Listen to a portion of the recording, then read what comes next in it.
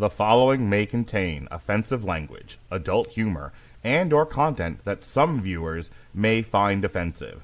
The views and opinions expressed by any one speaker does not explicitly or necessarily reflect or represent those of Mark Radulich or W2M Network. Please listen with caution, or don't listen at all.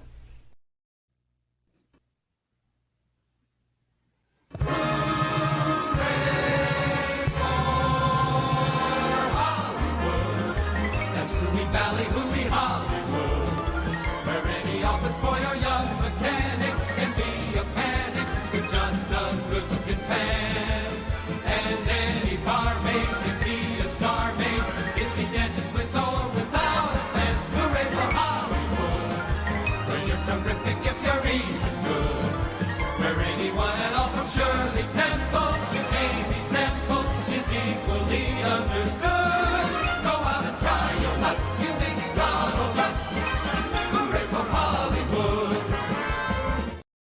Ladies and gentlemen, boys and girls, children of all ages, and all of my favorite babushkas, you are listening to a Radulich in Broadcasting premiere podcast, Damn You Hollywood. And down there, where he belongs, is my good friend and yours, the host of these here proceedings, the Rasputin to my czar, ladies and gentlemen, good to his mother, Robert Winfree. How do you do, sir? Well, I appreciate you going with. Let's all take a moment and thank Mark for being here, despite just coming back from a cruise and having caught some kind of horrible bug.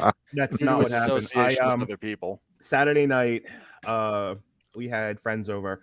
These friends are almost 20 years younger than I am and 10 years younger than my wife. Fill in the blanks. And there was a lot of smoke. Robert Winfree, and I indulged in way too much smoke, given that I am a two-time cancer survivor and a two-time COVID survivor. So my lungs are trash, but that didn't stop me from indulging in the various smoke. And I may have smoked myself into either the flu or pneumonia. I'm not really sure. Oh, Mark. Mark, you're over 40, right? I'm almost 50. Okay. By the time you hit 40, you're done. That was my experience, yes. You have no. Like all, and nobody tells you this. Like, I'm coming up on 40. I'm a couple of years away, but it's coming for me. Mm-hmm. You hit 40. This is to all you young people out there that are listening to the show. You hit 40, you're done. However much you thought you could stay up late, nope. However much you thought you could drink, nope. However much other stuff you thought you could indulge in, nope. Gone. Done. 2 years, like by the time you're 45, if you have anything, like you lose the ability to dress yourself. Oh my Lord! I mean, like you might, Robert. Don't speak for the rest of us. I'm coming up on 42. No joke. I cough before the show and shit my pants. That's the night that I'm having. Sounds like a proper metaphor for the movie we're reviewing tonight. Yes, Zach Levy did the same. Speaking of shitting one's pants, introduce the panel there, my love. Yes, but I can just for the record, you get over 40 and you lose the ability to dress cool. Like you have you're so out of touch with popular culture, you're done. Like jeans, t-shirt, solid colors only, and pray. That's all you got. So joining us, like, when did you ever dress cool, Robert? Never. I am like I don't. This is not a transition. Robert is not talking about himself. Robert is the watcher. He's just running around in a toga and bald head. Like he was never a part of the culture. He used to stay on the outside of it. He's talking about the rest of you youngins. I have been as distant from the world as I possibly can be. You are the alpha. You are the omega. Dude, move this the fuck on. You're the one who just decided to throw a comic reference into that. Well, joining us as usual, we have Alexis Hejna from Honeysuckle Rose Creations. Alexis, how are you? Bored and ready to get this over with. This movie did nothing for me.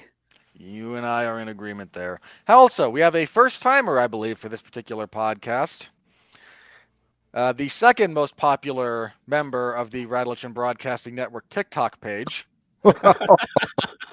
Second, number 2, Chris Bailey. How are you? That's not his name. This podcast is sponsored by Canada Dry. I'm representing Canada here. I've got my Hostess potato chips attire on. Canada Dry 0. We are repping I'm Canada's favorite Canadian, Chris Bailey, and I'm here to. Oh my God! I could not wait. Like, this is the main event. You got to understand. I'm here with I've podcasted with this turkey up top a million times, but never have I been to the dance with Robert and Alexis. My God. I've reached the pinnacle of podcastness. This is like the Hulk Hogan, Hacksaw Jim Duggan Survivor Series team right now. This is two things before, because we cannot continue this podcast unless we make some corrections. One, your name is not just Chris Bailey. It's Chris Bailey, Chris Bailey, Chris Bailey. How do you do? How do you do? How do you do? Say it right. Oh man, that never gets old. Not even a little. Like Mark's, it's aging like Mark's lungs. I'm gonna die. And the other thing, Chris, just between me and you. Come close, my sweet. Come close. If you want to truly be Canadian on this podcast, I'm going to need you to give Alexis the unprettier. Oh, wait a minute. Fair enough. We'll wait till the end of the show. Yes, God, where's Andrew Graham on this? I need my other favorite Canadian. Record market still switch. Hey, wait a second. Has anyone seen Eternals? No, I'm kidding. I promise you, I will not bring that up. Hey now. Yes, everyone on this, I've waited for this moment. I've trapped you all. Oh my God, we all got the unnamed virus of unknown origin. Podcast is over. Actually, yeah, no, everyone on this show has seen the Eternals, much to our detriment. Not a gag that works with people who reviewed it. Anyway, tonight. Well, now we have Shazam versus the Eternals. Oh wait, Fury of the Gods. You're not wrong. It's Shazam versus Snow White in her terrible cosplay. And proving that while she was good in West Side Story, she really has a long way to go when it comes to actually acting. She needed a job, Alexis. She just needed a job. Don't pick on her for that. I made my ruling. Judge Radulich ruled on this already. And now she's out there going, critics are just mean people. We made a fun movie. We'll get there. What are we talking about, Robert? Tonight, ladies and gentlemen, we are talking about Shazam. Shazam! Fury of the Gods, featuring no gods. Daughters of said god. Daughters of a Titan, even. No gods are present in Fury of the Gods. Like, at what point in the script writing process do you think someone pointed that out and was told, shut up? One person early who was then ejected from the writing team, and then one person late who was told, shut up, we'll fix it in post. And then one intern who quickly just got told, go get us some coffee. Yeah. All right. Normally we do a little bit of preamble, but I have one preamble question, and maybe this will be TikTok content, and maybe it won't. Chris Bailey, why are you here? Why are you here? Why are you here? Good Lord. I've been waiting patiently for the right movie, and boy did the right movie hit me, Mark. I'm a comic book nerd, no secret there. And yes, believe it or not, I have a passion for comic books. It's one of those things. I don't think I can go to sleep at night until Chris Bailey and Pat Mullen have had a good wiener pulling session in our group chat. Hey, listen! Don't be trashing my boy Pat. I need to bring him in, and we can comic-skate your ass. I'm alluding to the fact that you two pull on each other's wieners and are quite happy with yourselves. The rest of us get a little uncomfortable. That is inappropriate, and I'm actually offended here. No, listen. I've had a history with Shazam, so I've had Shazam #1 since like the late 70s, and I always thought he was a fun character. And somewhere along the 2000s, the 2018 in particular, they actually took that character that I once loved and crapped to bed with it. And then they created a whole movie around this new version from Jeff Johns. And here we are, Mark Radulich, here we are. Yeah, the new 52 version of the former Captain Marvel. It ain't great. Well, and that's a long story in itself. Well, give it to us in like 50 words or less, because this iteration where Billy Batson turns into adult Shazam, that's been around for quite some time. I mean, that preceded 2018, no? Or am I wrong? Oh, Billy Batson as Shazam. My goodness, yes, that's as old as you could possibly get. I mean, one cool Shazam trivia bite. Do you know that Shazam predated all the other televised superheroes? What do you think about that? He was the first. He was the absolute first, so nobody beat him to the dance. And Superman only beat him to press in 1938. So Action Comics came out in 38. Whiz Comics #2, which features Shazam or Captain Marvel, depending on your analysis, showed up 1 year later. So, you've got a fine separation. And the difference between Shazam and Superman is negligible to the point where there was lawsuits. Then Marvel got involved, and they sued everybody, and everybody got sued. And then they had to just call him Shazam, drop Captain Marvel, and then they had to introduce a whole line of characters just to protect this franchise and keep them at the water.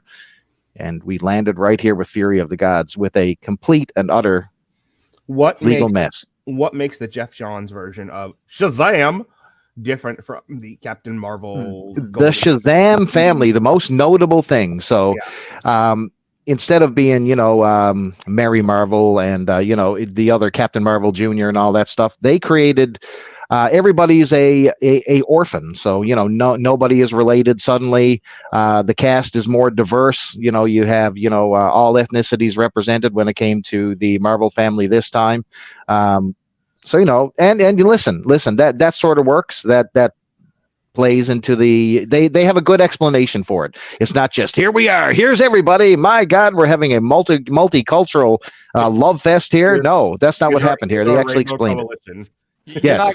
You're not trying to cram 2023 demographics into 1800s London for the Peter Pan remake. Right. So So Captain Marvel Jr. and Mary Marvel are very well represented. So the core of the Marvel family looks pretty darn good in this picture. What was your major hang up about the Jeff Johns version before we move on? So they number one, they tinkered with his costume, which I didn't like. They introduced this gigantic cloak. I think didn't he used to wear a towel? Like, he was like mom's bathroom towel, and he ran out. So it was always like a short cape. Like, he never had the long flowing cape. He had this, what I would like to call a side cape. So if you put that towel you're wearing now just over to one side, that would be the original Shazam. It's a shawl, you uncultured swine. This is my God. I didn't know they made shawls out of terry cloth. It's not terry cloth, it's knitted. And one of the core features, terry cloth yarn. One of the things, abandoned to die. Leave me alone, okay? It's cold and there are wolves out after him. Correct. And they also, if you're familiar with the Ultraverse, they sort of primed Shazam. So Jeff Johns made Shazam still a little bit kid-like in his Shazam form, which is a little bit of a different way. DC used to take Shazam, the actual character when he transformed, serious, and he went toe-to-toe with Superman. But this took, he's a kid in this large costume and, living life as this superhero. So it was a little bit of a different spin. Okay. You saw the 2019 Shazam. What did you think of it? Oh, listen, good time at the movies.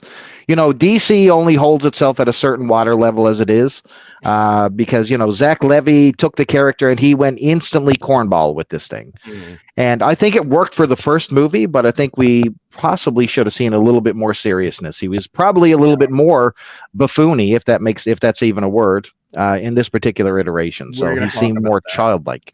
Yeah, I got a big gripe with that one. Alexis, were you on the 2019 review? Regardless, refresh our memories. What did you think of the 2019 iteration? Yes, I was on it. I thought the movie was quite enjoyable. Yeah. There was a lot of goofball corniness, as Bailey says, but I think that Zachary Levi had enough charm to bring to that. It was a lot of fun. The idea of this kid trapped in an adult body, experiencing this kind of stuff. And I loved all the homages to Big that were in the movie. The scene when he steps on the piano. I mean, yeah, we all saw it coming, but it was still really fun. There was just this great innocence and fun to that movie, and I really liked it. So, and I also always love seeing, what's his name? Mark Strong as in a villain role, because I just love him. He's awesome. His name was.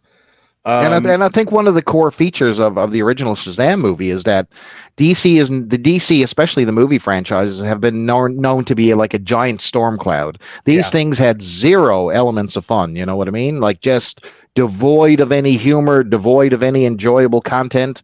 And all of a sudden, Shazam comes and is like, we're going to have fun. Holy cow. What a concept. There was humor. It was entirely incidental, but there was definitely humor in the Snyderverse.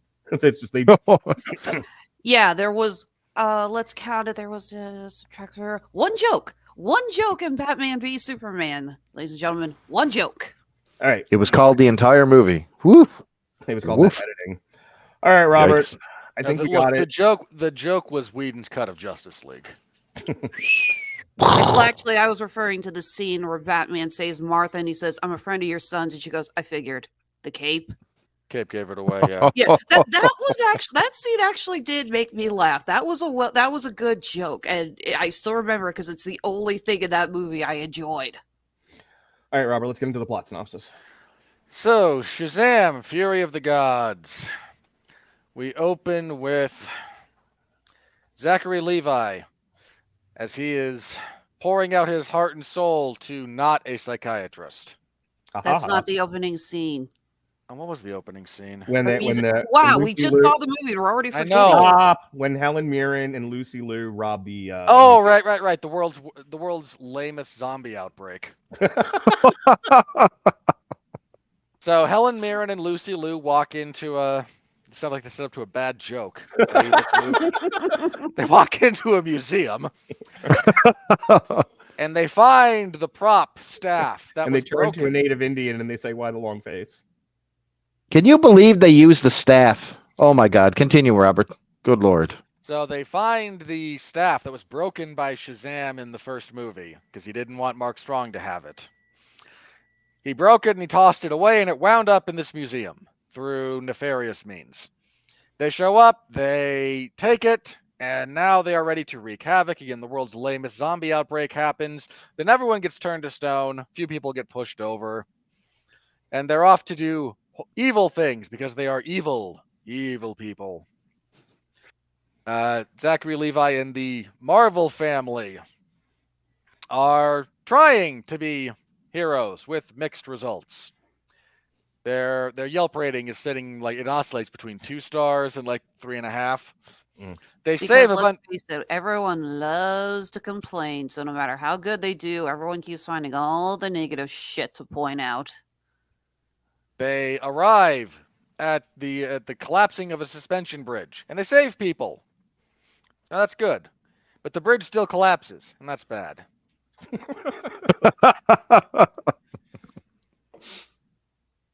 And the upshot here for the emotional tenor of this is Billy Batson is trying really hard to control the family. We all go out together. This is how this is done. And the family's like, meh. His friend Freddie is like, no, I'd really rather be a superhero all the time than myself because my life is not great. He's got the older sister who's wanting to go to college and is trying to work a job and it's not working out. And then there's the small child who just likes unicorns. And the other two. We'll call them Larry and Moe because they don't matter. They're more interesting when they're in their Shazam forms. By a mile. And he's trying to get all this to work together, and it's not quite working, and life is changing, and he's almost 18, and that means you're legally responsible for a bunch of crap. And all that stuff. Meanwhile, against the backdrop of his pseudo-angst, we have the Daughters of Atlas. We have Helen Mirren, we have Lucy Liu, and what's-her-face. And there they have captured the wizard, Shazam. Everyone's named Shazam in this. We're all Shazam. There's a big scene at the end. I am Shazam. I am Shazam. I wish. And Kirk Douglas sheds a silent tear at the solidarity. They have captured Djimon Hounsou, and they get him to reforge the broken staff, because when the staff broke, the barrier between the realm of the gods and the mortal realm was broken, and now they can travel back and forth freely through means. Don't think about it too hard, because it's never explained, so please don't think about it. Did they ever actually explain how they brought him back to life from No. the first movie? Because I'm not going to lie, I kind of phased out a lot of this movie, and I genuinely do not remember if they said anything. No, it's never explained. It's not, no, not at all. Not at all. So they are looking for the powers of the champion, a little bit. This is Shazam, the big super Shazam, not the wizard Shazam. And as well as a spark of life, a seed of life from the tree of life, which is guarded by the dragon. It's the Garden of Atlas. See, the Garden of Atlas was actually where the Tree of Life resides. And I'm sure this would have been very useful information for Hugh Jackman about 15 years ago. Random movie references. I got them all, folks. You keep going like this, and I feel like we're going to need a whiteboard with red string connecting to it to figure out what's going on. I felt like that. It's a lot. It's a lot happening here. Anyway, Freddy, our occasionally crippled child. Sometimes it's just a rough limp, and Yeah. sometimes he's in a full sprint, and then he's like, "Oh, my leg." He's so Robert will get this reference, so will Chris Bailey, but he's like that wrestler who forgets to sell his leg. Like, hey, wait a minute, Triple H has been working your leg, Christian, this entire match, and then he like gets up to hit the unprettier, and is like, you can't do that. Your leg still hurts. It's true. He's Kenny Omega. I sell when I feel like it and nowhere else. AEW Shazam. Hey, Chris Bailey, how does Kenny Omega wrestle? How does he wrestle? I don't know, Mark. How does he wrestle? No. That's your bit from Forbidden Door. What was it? Like elbow. Elbow, strike, knee strike. It's unbelievable. All right, go on. Now that we've alienated a good chunk of the fan base who are fans of Kenny Omega's. If at this point Alienated the fan base. I'm falling asleep over here. Nobody cares. So anyway, Freddy is stripped of his powers because it turns out the girl that expressed interest in him, who is going to be Snow White, she showed up. She lured him to a rooftop. This 6,000-year-old woman gets a 17-year-old kid alone on a rooftop. Can you see where this is going? Then they pointed it out too, which is worse. Anyway, continue. A little bit. He is stripped of his superpowers. The rest of the family shows up, and then Helen Mirren casts a spell that isolates a chunk of Philadelphia, and we really just hope all the Eagles fans are in there because nobody needs them. And they're all locked in there, and nothing can get through this impenetrable barrier, Mark. It's impregnable. It can't get through. Nothing gets through it until they need it to shrink, and then everything goes through it. They want to trade Freddy for the spark of life, the seed of life. And the family doesn't know what's going on. These are a bunch of idiots. So they consult with the semi-sentient magical pen that guards the library. Who has more personality than half the cast. You're not wrong. And the pen writes on the page because this is how it communicates. It answers their questions. Skittles. Skittles are the answer to all of your problems. It's Snow White, everybody. Can we talk about Snow White? No, I'm kidding. Continue, Robert. Oh, that costume is so bad. Whew. Well, now that I've been scarred for life. I'm leaving that there until the plot synopsis is done. Go. She just needs a job, guys. She needs a job. Oh my God! Stop Somebody leave her. this woman alone. Oh She my- needs a job. Oh my God, corporatist! Leave the poor lady alone. Colonizer. That's the word. So that's all that's wanted. This all goes sideways. They try to trade Freddy. Please stop that, Mark.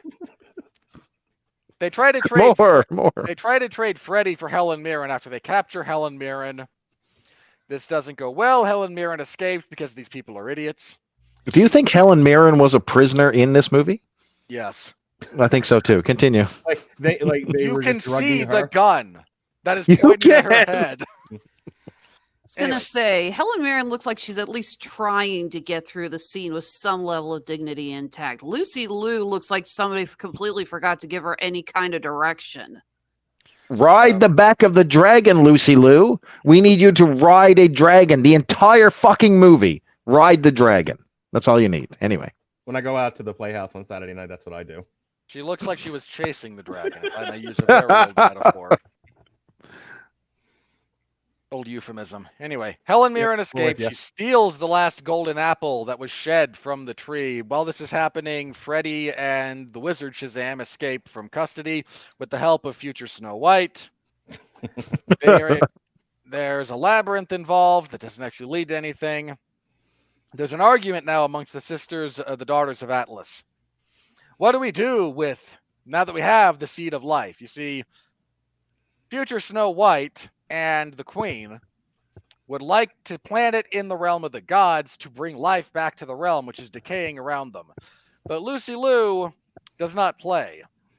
She decides, no, we are here to avenge the death of our father. And we will plant it in the mortal realm, and bad things will happen. This is the general Zod premise. There's a perfectly good dead planet we can do this on, and we don't have to hurt anybody. Yes, but I want to hurt people unnecessarily and run the risk of having my plan thwarted. Yeah, you're not wrong. So they argue about this. There's another bit of a fight, and Lucy Liu awakens the giant wooden dragon that looks so much like one of the Eternals dragons, like one of the deviants from that show. That I feel like Marvel's going to sue them. You know what it reminded me of, and this might be like a way dated reference, but the Jabberwocky from the made-for-TV movie Alice in Wonderland. You are not wrong. Oh, yeah. Yeah. I think they Go ahead, Alexis. I was just assuming, since it was made of wood, that somebody was a My Little Pony fan and decided to try to copy the look of the Timberwolves. Could have been. I wouldn't put it past them. So we arrive at our next scene of product placement. Of which Oh my God, this is so bad. I was going to say, I think we all owe an apology to Power Rangers. I will apologize. No. I will apologize to Power Rangers over their product placement. It's not as bad as this. This is almost Transformers bad. Taste the rainbow. Taste the rainbow. No, nothing is as bad as that scene. No. Mark in the beer. No, I didn't say it was. I said, but that's the scale, right? And we're a lot closer to that than we are away from it. All right, so moving on with product placement of the movie. So the dragon attacks. They all come through the magical door because they have the doorways. The city of Sigil is located on the Rock of Eternity, and you can just get anywhere you need to. And I just made a very nerdy reference. Anyway, so the dragon bursts through one of these doorways, and now Lucy Liu and the dragon are loose within the impenetrable sphere. And she is able to go. She goes to a baseball field. She plants the apple. A diseased tree sprouts, and roots shoot out all over the city of Philadelphia. And they knock over the Rocky statue, and everyone's sad, I assume. And from the roots of this tree sprout all the horrible Greek monsters of myth. You got your minotaurs, you got your sirens, you got your manticores, which is what I think they were trying to make the chimera that because it breathes fire and manticores don't breathe fire. But please don't think about this too much. Our writers are children. Okay, I don't really want to get into the minutia of what is already fictional characters. Yeah, but I do. No. Well, no. See, Mark, you gotta remember, Robert and I are big mythology nuts. So actually seeing what we thought is like, oh, that's a manticore. Wait, is that supposed to be a manticore or a chimera? I understand and respect that your nipples were tweaked. However, for the rest of us mortals, we would like to talk about this movie. Please, no, excuse us. It's one of the few things about this movie that actually held our attention for more than 30 seconds. Really? I was so bored. Paying attention to the different monsters. Yeah, I got like a microsecond. Oh my God, I'm reliving the goddamn Detective Pokemon review. That's my favorite. That's my favorite review ever. That was my Andy Kaufman bit. I lived that gimmick, man. I was happy with that. Ugh. Anyway. Stop the review dead so we can discuss the various Pokemon. So the monsters show up and they begin attacking people like monsters do. And throughout the course of a couple of fights, everyone except Billy Batson has been stripped of their powers. And now he's like, I don't know what to do. We're all kind of at a loss. And the family is like, well, we'll figure something out. And Djimon Hounsou gives an inspirational speech about how I've looked for a millennia for a worthy champion, despite denigrating you for basically 2.5 movies at this point. Yeah, at least it was like 20 minutes ago. He was saying you are garbage, and I should have never have picked you. Yeah, I was gonna say this entire movie, he's saying picking you was the wrong choice, and now all of a sudden it's like, oh, picking you was the right choice. Never mind. That was all of a sudden. He also picked him at like a spur of the moment thing, didn't he? It wasn't like a long thought out process. It was, oh my God, I'm gonna die. You saved a crippled kid. Here's powers. Lots of luck. Pretty much. He says, no, you see, in all the millennia, I have been searching for a worthy champion, someone worthy of the power that we have coalesced. No one ever was willing to share the power, to give it back to other people, and you did, and isn't that just great? You are a worthy champion. And he goes, yeah. And we're going to make you the first president of the United States. Sure. I made a historical reference. You did. And he goes, yeah, maybe I am. Okay, I've got a plan. Your motivational speech inspired martyrdom. So he sends out the family to try and save people while he decides to deal with Lucy Liu on her dragon. But around the same time, future Snow White and Jason Statham's mother try to confront Lucy Liu, and this goes badly, and Helen Mirren gets stabbed, and the powers are stripped from future Snow White. And Lucy Liu is, in theory, acting. She exists. She's existing on the back of the dragon. And Shazam goes to fight her, and they get into a knockdown, drag-out affair, and it goes all right, and he steals the staff. For something that's supposed to be as powerful as this thing is, like, no one's keen to hold on to it. It changes hands a lot. Well, he uses his super speed, and apparently nobody can deal with that. And apparently they just don't use they use super speed twice, and it solves all their problems, and then never use it again. Mm-hmm. So he goes to Helen Mirren, who is dying, and he shocks her back to at least somewhat conscious, and she's like, "Leave me alone! I just want to die in peace." And we all felt that in our Spoken souls. like a true elderly person. Yes. Spoken like someone who'd watched this movie for almost 2 hours. I'm in Shazam too. Let me pass, please. And he says, "Don't you understand? I need your help. Just a little bit of help, and we can fix this. And then we can revive your realm, and you can die knowing you did maybe something good." And she goes, "Fine, I'm dying anyway. I may as well take a bunch of you with me. That'll be fun." And around this time, the family needing to corral all these other monsters. What do we use to corral monsters? You need the biggest, scariest monster. And the littlest of the sisters from Despicable Me goes, "Unicorns. They're so fluffy." And Wizard Shazam goes, "No, they are the bane of all existence and feast on the flesh of mortals. You really don't want to mess with them." And she goes, "It'll be fine." In her Scottish accent. It'll be fine. It'll be fine. We have the closest thing to ambrosia in the mortal world. Whatever candy company pays us the most money, in this case, Skittles. Taste the rainbow. So she uses the power of Skittles to tame the most ferocious of monsters. And they all ride the unicorns into battle, and we say taste the rainbow again. Title of your sex tape. Well, yours at least. Don't encourage this man. He's had enough. And they use the unicorns to round up all the other monsters, while Shazam corners Lucy Liu and the dragon by the tree, and the queen executes her power, and the impenetrable barrier becomes very permeable, very porous. It slides back down until there's a little ball right around the area, and we get time for a heartfelt goodbye. The small area Yes. with the dragon. The small hang on, this small area with the ball, don't you understand? This really small concentrated area with the ball. A very energized ball. And Shazam decides to call a timeout so he can say his goodbye to his family. He says car. Proceeds to walk to the barrier. You're not, yes. And he says goodbye because this is going to kill him. And he supercharges the barrier with lightning. And he then overloads the staff with all this magical energy. And they kind of fight. And then he sets it off and the bomb goes off. And then the dam breaks and the cavalry arrives. And really what happens is everything that was turned in, everything that existed because of this tree now turns into a pile of dead leaves. The city of Philadelphia is inundated with dead leaves. It is important to know that the next thing that happens is that Billy has sacrificed himself. Yes. And he has died. And he dies. The most, well, hang on. I won't, there's a reason I'm doing it this way. He has the most poignant death scene to the point where for a moment, I actually believed there was bravery afoot. No, me too. Me too. I was buying it. I thought they killed the main character and we actually had ourselves a tragic story. And the kid playing Freddy is great. And, and I was thinking, I'm proud of the DC universe for not undercutting this with stupid humor. This isn't a Taika Waititi movie. Yep. Then we have a funeral for a friend and we're saying goodbye. And we're leaning in this area of what is life, what is life after Shazam? And then what in the Deus Ex Machina crap is this? And then so Billy is dead and his face is disfigured. And he is dead, laying here on the third baseline. Dead. Couldn't quite steal home.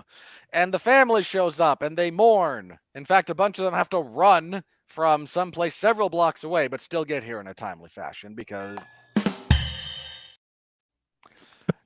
they have to be here for dramatic effect. Mm-hmm. And everyone's sad, and he's dead. And the wizard Shazam goes, "We will lay him to rest, as a true hero should be laid to rest." So they take him to the realm of the gods, and they bury him. And they're all having a moment. And someone asks, "So do you think this land could ever live again?" And the wizard Shazam goes, "No, the staff is dead. Only the spark of a god can reignite it. And there are no more gods." At which point, from out of nowhere, Wonder Woman's theme plays, brought to you by KRS-One and Boogie Down Productions, because every superhero needs a theme song. Oh, And- I could. Well, anyway. Oof. And Gal Gadot shows up. And she takes Djimon Hounsou's large black staff. You didn't think about that before you opened your mouth. Oh, he did you, totally Robert? did. He totally did, but I have Halfway. I have absolutely corrupted him, and this is the Robert Winfree we need, not the one we deserve. No. About halfway through, I realized what was going, and I figured I'd go with it. Good boy. You did good. She takes it with both hands. She takes his large, throbbing, No, round it's dead. staff. It's dead at the Oh, moment. good God. And she strikes it into the ground, and lightning rains from the sky and revitalizes it. And I'm sure this clip will be used for any number of those crappy clinics that are like, "Hey, cure your ED." And if they don't, they should. So Wonder Woman So Wonder Woman shows undoes up, the entire 2-hour movie in less than a minute. and now the magic staff is recharged, and life begins to flow back through the realm of the gods. And future Snow White gets her powers back, and Shazam bursts forth from the earth like, "Hey, why'd you bury me?" Like the Undertaker in the Buried Alive match. That was insanely bad. But what we didn't cover, and it's key to this entire point and ending, is that in one of Billy Batson's dreams, he idolizes Wonder Woman and wants to be with her. That's his fantasy. Billy Batson wants to get with Wonder Woman. I was gonna say that counted as a setup, and then what they do here is a payoff in someone's mind. Right. So this is the payoff. Go ahead, Robert. In the mind of an idiot.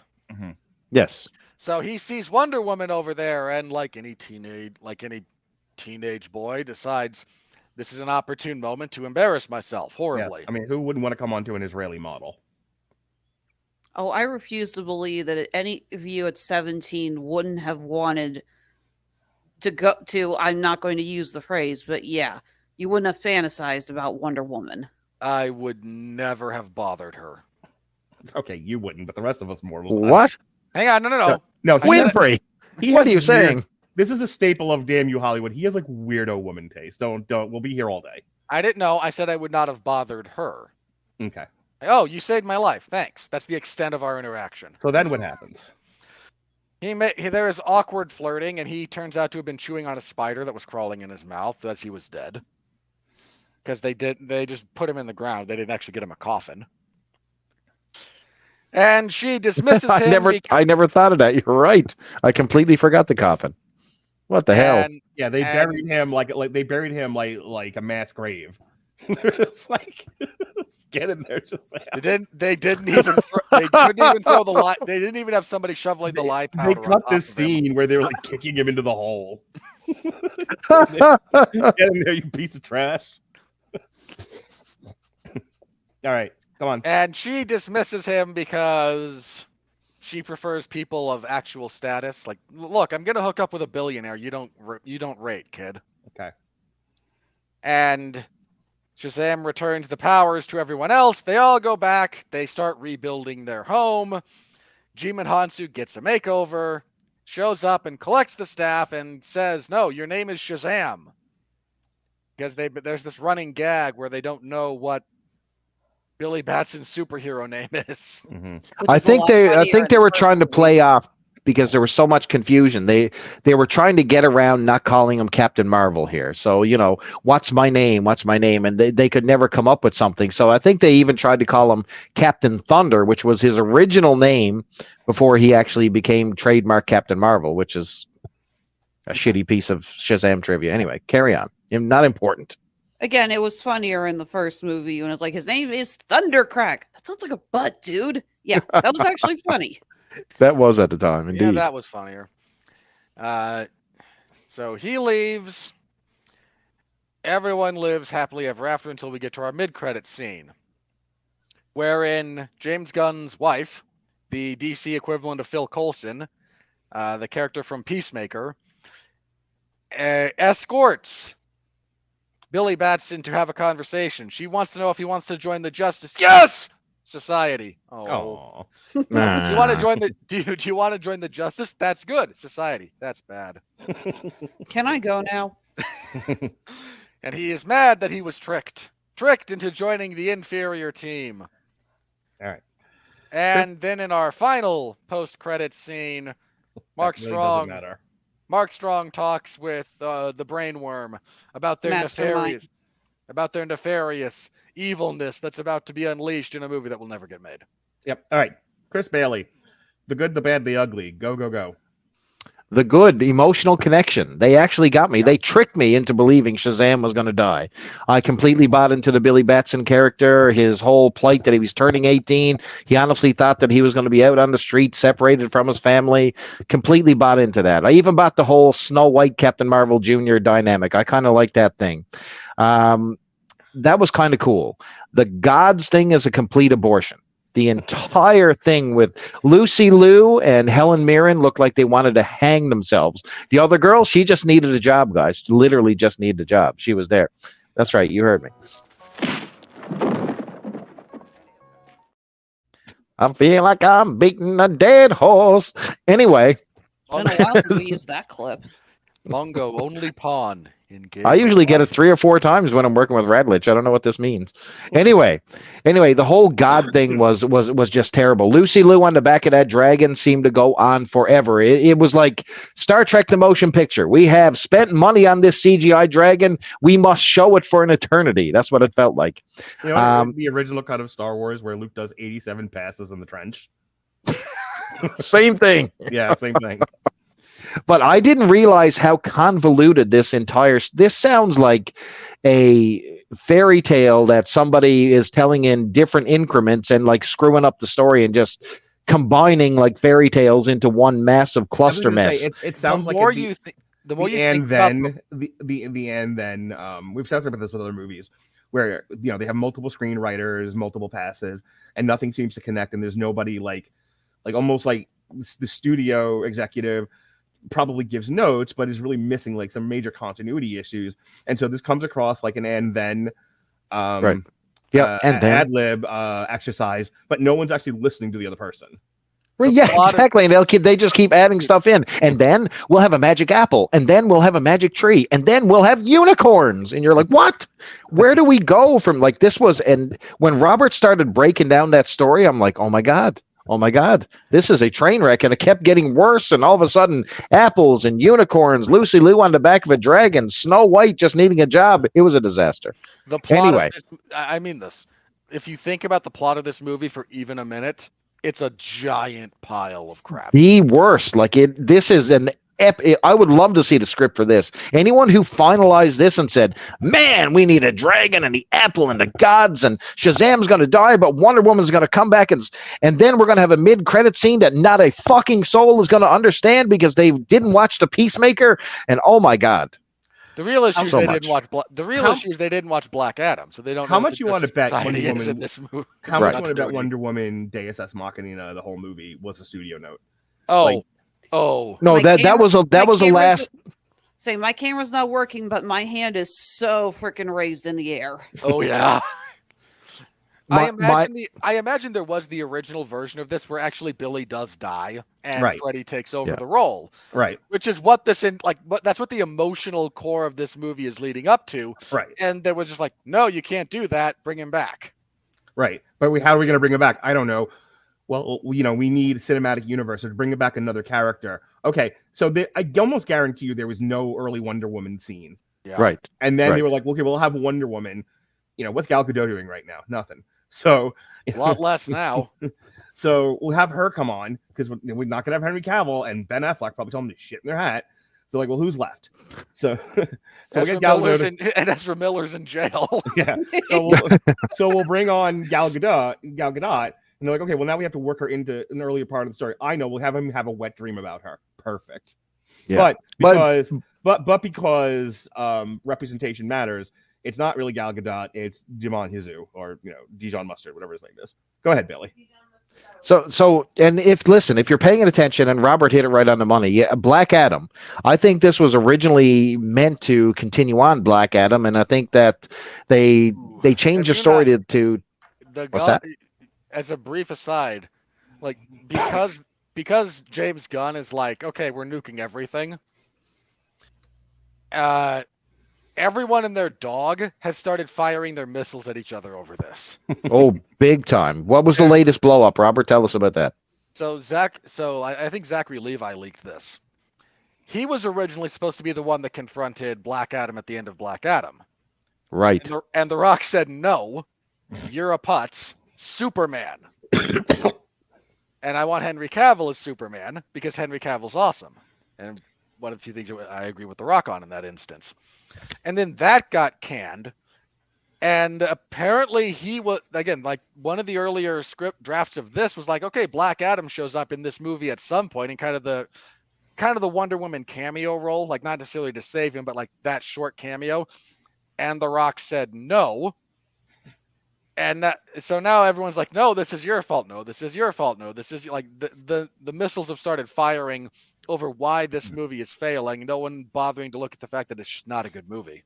This movie has golden apples and goddesses and dragons and Lucy Liu and Snow White needing a job. And you're done. You go sit in the corner. Go back to Newfoundland and your ice fishing. Alexis. And Gatorade and Skittles. Yes, Alexis, taste the rainbow, baby. Shut up, Alexis. Pretty Alexis, who's had to deal with my abuse all show. Go ahead and spill your pearls of wisdom all over Chris Bailey. Not gonna lie, I thought the Gatorade joke was actually kind of funny. It was like, again, it only stands out to me because of the Skittles thing. Like they make you very aware of the product placement in that one. But as a general rule, like them not understanding how dictation works, yeah, that's funny. Yeah, that was actually kind of funny. The idea that Steve the Pen, again, I like Steve the Pen. Steve the Pen had more personality than half the people. Okay. Oh my god. Straight half facts. The Steve the Pen stuff I wasn't paying any attention to. I was like looking. My phone was on airplane mode, and I think I was still looking at it. Yeah. Okay. So the things I liked, I like the kid actors. I genuinely think that the kid who played Freddy, Jack Dylan Grazer, that's his last name. Sure. We've seen him in a bunch of stuff. I think he's a really good actor. I really want to keep seeing him in more stuff. I think he's got a lot of potential. Asher Angel, we didn't get to see as much of him, but I thought he was quite enjoyable in this. Again, I think he's an actor who we'll see a lot of down the road. I thought all the kids really did good. They had good chemistry. I like the scenes with just the Shazam family together.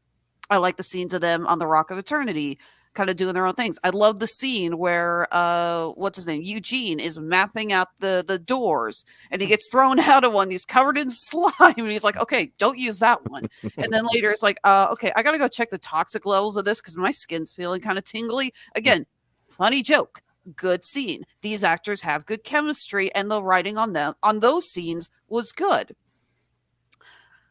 I am with you guys that I'm convinced Black Adam was supposed to be the bad guy in this, and they just shoved in this whole thing with the goddesses at the last minute. I get the feeling that scriptwriters had the whole script ready to go for this big thing with Shazam and Black Adam, and then someone came in and said, no, Dwayne Johnson insisted that he's a hero. We have to completely scrap this. What do you mean scrap this? We were going to have against Black Adam. Well, you can't have Black Adam. Well, who are we going to have as the villain now? I don't know. Come up with something. And this was literally done in like 2 nights of heavy drinking, trying to come up with a villain, especially since these were not comic book characters. They're not even the correct names of the daughters of Atlas. Nope. None of those three are the they're actual totally daughters pulling of crap Atlas. out of their ass. So many of the plot points come up from nowhere. The whole thing with the gold, the apple, all of a sudden, Shazam's got a black apple in his hand. And I was like, okay, so he just pulled something out of the library and he's playing with it. Okay, whatever. And then that's a fucking Chekhov's gun? What the hell? No, you did not set that up to be a Chekhov's apple. That doesn't work like that. And yeah, I said before, Helen Mirren, God bless her. The woman is obviously a brilliant actress, and you can tell she's just standing there like, I don't know what the hell I'm doing. I don't know why I'm saying this shit, but I'm gonna give it my all. She totally had Ewan McGregor face. I don't know where I am. I don't know what I'm doing. I don't know what this movie is. Yeah, My personal, my integrity and general level of talent won't allow me to totally phone this in. Lucy Liu. Lucy Oh, Liu's not the there's worst. a woman. There's a woman who picked up the phone for this one. Yeah. Just. She's not a horrible actress. I mean, she may be. I've never seen her in anything I would actually call her bad in. Wasn't she in Kill Bill? Yeah. Oh, the yeah. first one. Yeah, Yeah, she's she great was. in Kill Bill. Yeah, she was good in that. I think here's the thing. I think first of all, Lucy Liu is in the back half of her career. You know, if I'm citing Kill Bill. So number one. Number two, I think Lucy Liu is one of those actresses that has an enormous amount of talent, but she needs the director to pull it out of her. And if that director doesn't know how to pull the performance out of her, and she doesn't know what she's doing, and she's not really motivated, she knows how to look menacing. You know, she knows how to do Rita Repulsa on camera, but that's all you're going to get out of her. Because why put more into this? Wow. That's Yeah. our second Power Rangers reference of this episode. Poor Lucy Liu did not have Cameron D and Destiny in this, so she was sort of lost.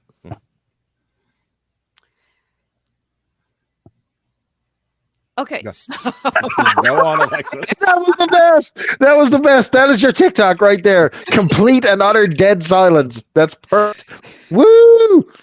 okay. Like I said, I'm convinced because, again, the scenes that had nothing to do with the bad guys were good scenes. Mhm. Again, the Yep. scenes with the kids, the Yeah. scenes with the foster parents, the scenes in the Rock of Eternity, those were good. Anything else, like when they're digging through all the books for all the exposition, oh my God, there's exposition dumps, and then there's this. Okay, I there's a reason I asked you guys, did they ever explain how the wizard came back? Because there was so much detail that they were just talking and talking and talking. There's so much detail that they're talking, and the talking isn't even focused on screen. And I'm sitting there going, okay, I admit I may have had a bit of trouble paying attention to parts of this. So was this actually established? Did someone actually say this and I just didn't pay attention? I fully admit sometimes I've got a short attention span and I miss a few details, but no. You guys are telling me, no, this wasn't said, or if it was, all four of us missed it. Yep. And if you get something by all four of us, given how, like, I'm very detail oriented and I pay attention to this crap. Like, if you're getting by all of us, like, you just didn't do it. Like, No, there's hell no. way. There's no way we all missed All right, it. start to wrap up there, Alexis. Like, I'm just standing by what I said. I am convinced this script got a massive last-minute rewrite because Dwayne Johnson decided, you know what, I want to be a good guy, and completely destroyed how bad all of the hopes and dreams of all the fans who were so excited to see Shazam and Black Adam fight, myself included. I didn't Me care too. about any of that. Here's what I did care about. The emotional resonance in this movie was like the star of this thing. Billy Batson sort of wrestling with his role as leader. And there's nothing quite as frustrating as knowing that you need to take charge and control things because you can't have utter chaos and no one's listening to you.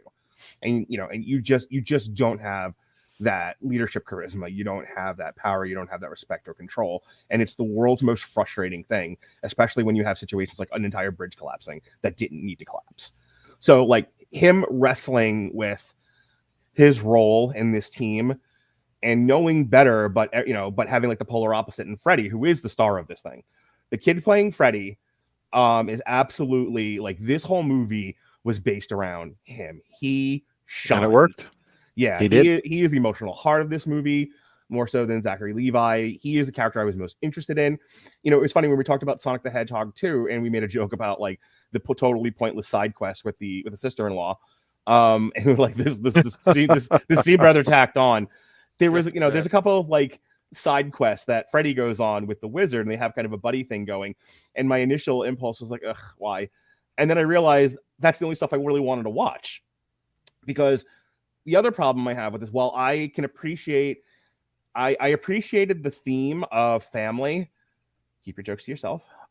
Jason, where are you? I appreciated the idea that when everyone else has abandoned you and you finally have your found family, and now your found family seems to be going in different directions, it's anxiety inducing. It's going to make you make maybe some bad decisions. And that is all over Zachary Levi's performance. That stuff is great. Everybody else is sort of wallpaper. They're there, they're doing a thing. Mark, sometimes they're interesting, sometimes they're not. Don't you understand the most important emotionally resonant character of this entire movie? The fat Asian who's gay. Yeah, I was really waiting coming out. I swear to God, I was waiting for Keenan Ivory. He's Latino, not Asian. I was waiting. Okay. I don't care. Wait,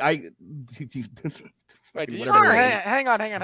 Did you really just say the Philippines aren't part of Asia? No, I thought he was. No, I thought he was Latino. I mean, his name is Pedro. I could have sworn that he was Latino. So the pointlessly coming out. If true, my mistake. Either way, the pointlessly coming out line. I really thought Keenan Ivory Wayans was going to march across the screen with a rainbow flag that said "message" on it with unicorns. Yeah, it was that bad. Because here's the thing: you can do that, but it has to matter, and it didn't. Yeah. And so it was literally like a studio note. It was like, and it was crickets in the theater. The way it came out so nonchalant, it was nobody reacted. And here in Florida, which I don't know if you know this or not, it's in the South. Somebody gasped. There was an audible gasp. I was like, Jesus, really? Anyway, but yeah, there was just so that was a studio note where somebody was like, we ain't got no quiz in this movie. Well, him. All right, well, what are we gonna do with him?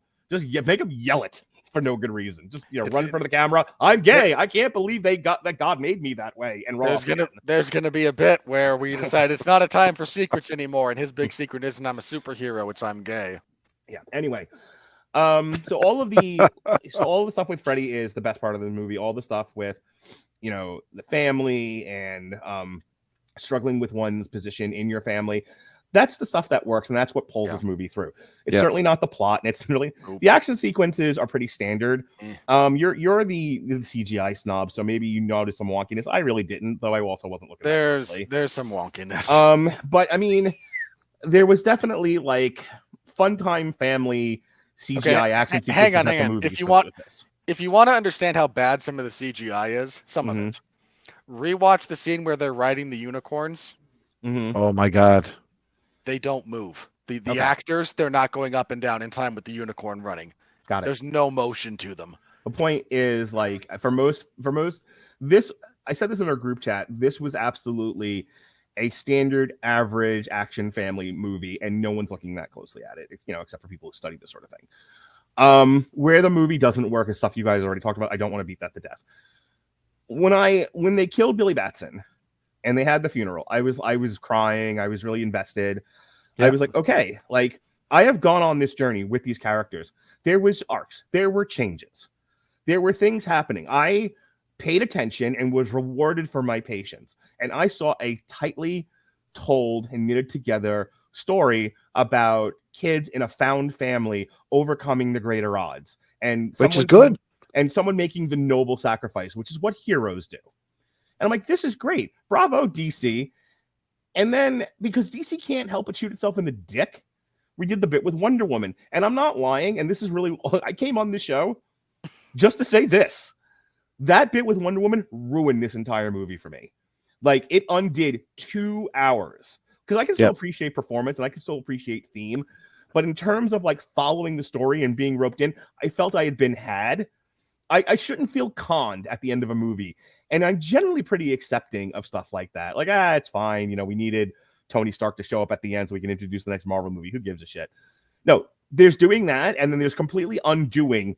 Because here's the thing. And I wanted to make sure I said this. All of the heroes had moments. They had hero moments. They had emotional moments. Every single one of the Shazams, the parents, they all had stuff to do in this movie. They all had an opportunity to be in front of the camera and rise above. And they carried the ball and they got to the end and it was their movie. And then they essentially, Wonder Woman walked on screen and stole it from them. Like, this is crap. And she's Seth Rollins showing up at the end of a Brock Lesnar and Roman Reigns match. That it was funny. This was horrible. And I really Seth Rollins is horrible, so my analogy stands. Amen. All right, I'm gonna go ahead and turn it over to you, but I needed to say that, like, I rarely ever say one thing ruins an entire 2-hour movie. But when I tell you, you told a tightly knitted, solid story with beginnings, endings, and payoffs, and shat the bed with one introduction of a character who was not in this movie that undid everything that was done by the heroes that they worked so hard for. I can't help but like be angry about that. Like this is a blunder of unprofessional epic proportions. Like when we get to the money and we start talking about some of the news items going on with DC, we can cite different examples of utter unprofessionalism. I'm going to go ahead and tell you this is up there with some of the worst. Like how people working in Hollywood with professional resumes, with a lot of projects under their names, thought that was a good idea and could not help themselves from queering the broth is beyond me, Robert.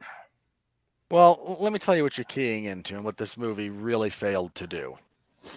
So I don't know how many of you are familiar with an author by the name of Brandon Sanderson. He's like the best-selling fantasy author in the world right now, or certainly one of them. He's written a lot of stuff. Very good author. He has rules about magic, and because he writes fantasy, some of these are useful.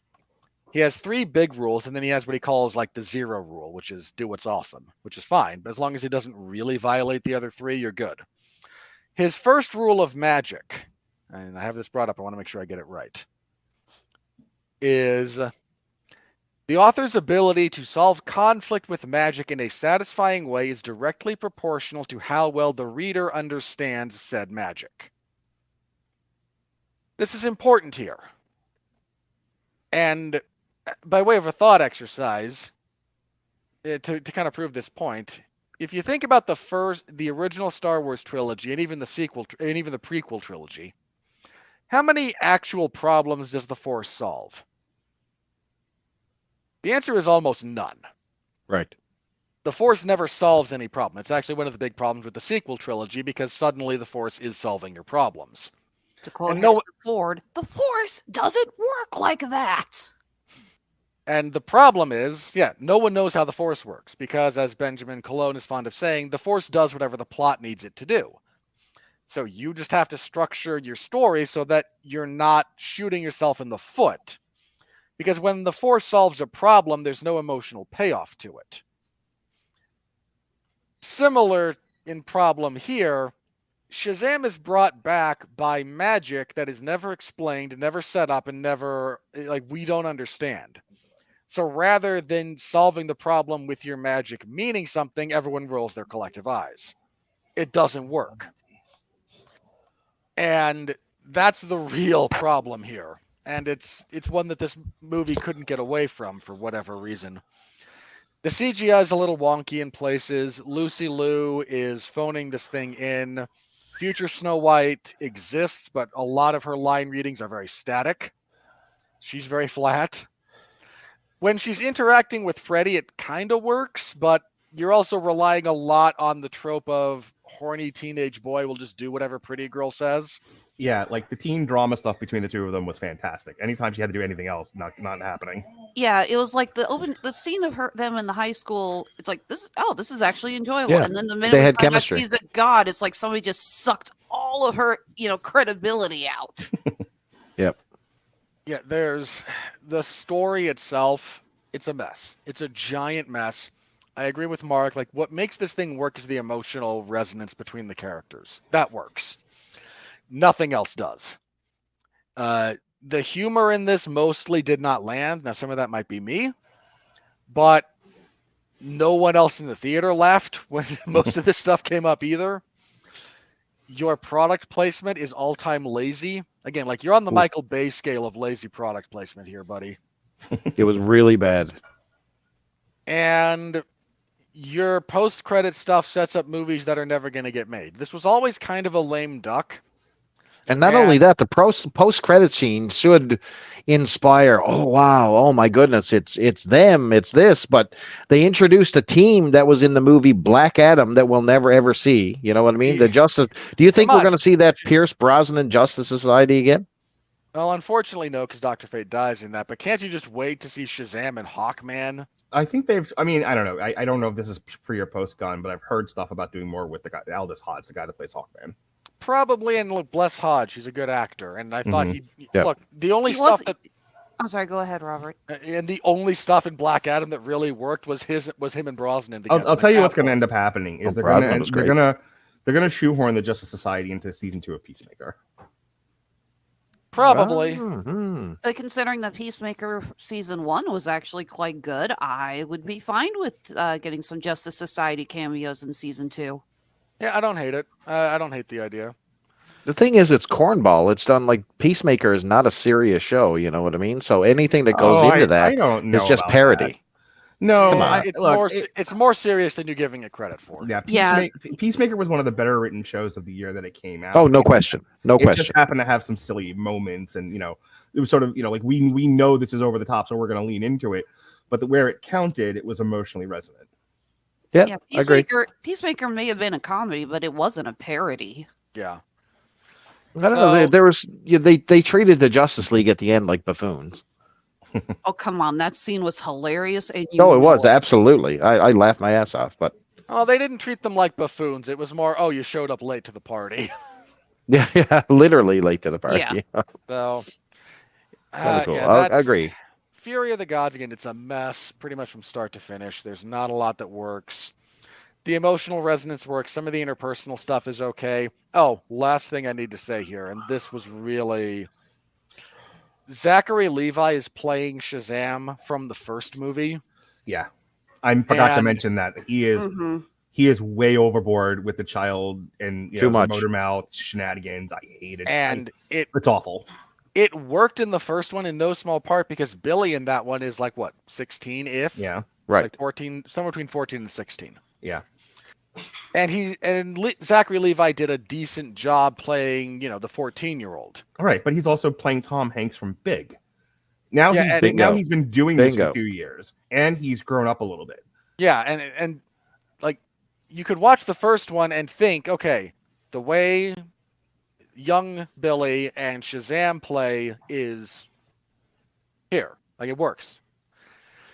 This time it's like the child actor playing Billy is actually mature Bingo. and Yes. takes things, and when he turns into Shazam, he like morphs back into a 14-year-old. And that was I don't know if that was writing, I don't know if that was acting choices, I don't know if that was direction, whatever it was, giant miss. Giant miss. Billy Batson is struggling emotionally through the entire film. Like he's struggling. He knows that, his time is up. He's going to turn 18. He's going to get kicked out. He's battling with stuff. He's not being a buffoon. Right. And then he turns into Shazam and he's an idiot. Yeah, this shouldn't have been like a Taika Waititi Korg thing where Right. every Yeah. line he has to be like quippy and over talking and that got sad old real thing- quick. The sad thing is, like, when Zachary Levi does bring the more heavy stuff, it works. Like, Yeah. he's capable of doing it. Did He's you a see good him in actor. Did you see him in the movie where he plays the football player from a year or two ago? Jason and I reviewed it. No. And he's great in that. Like Zachary Levi is a good actor. Yeah. But when you ask him to be a dopey kid, he's going to give you a dopey kid. When you don't rein him in, when you don't know when it's appropriate, when it's not appropriate, you get this.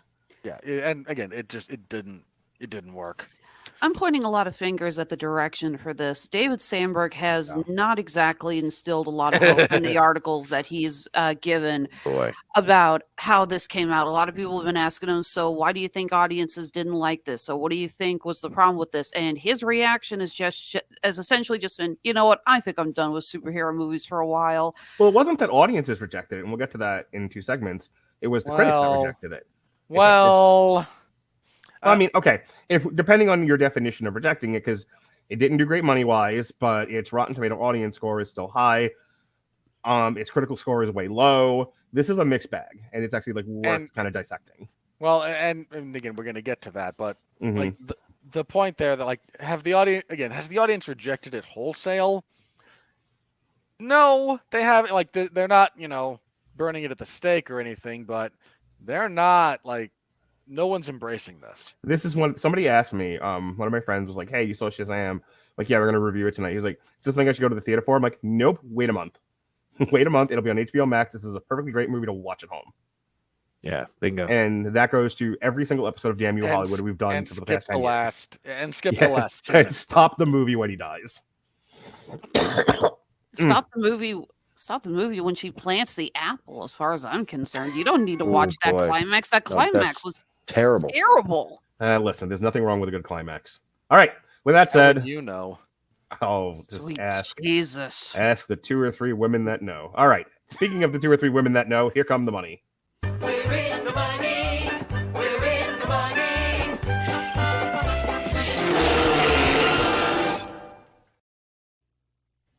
Alrighty. Here we go. On a budget of $125 million, this thing has done half of that at $66.4 million. So let's talk about it for just a moment. A 30 million opening weekend. Ouch. As of March 20th, which is Not the day great. before we recorded this, Shazam: Fury of the Titans grossed $31.8 million in the U.S. Fury of the Titans' offspring. and Canada, The Demi Titans. and $34.6 million in other territories, for a worldwide total of the aforementioned 66.4. In the U.S. and Newfoundland, Shazam: Fury of the Gods was initially projected to gross 35 to 40 million. Dude. From 4,000 theaters in its opening weekend. They spent the last month lowering the expectations for this thing, Mm. and they still Yeah, Yes. after Thursday night Mhm. previews, they lowered it to 30 million, marking a 43% drop from the film for the first film's opening weekend, which was 53.5, and the third worst of the DCEU.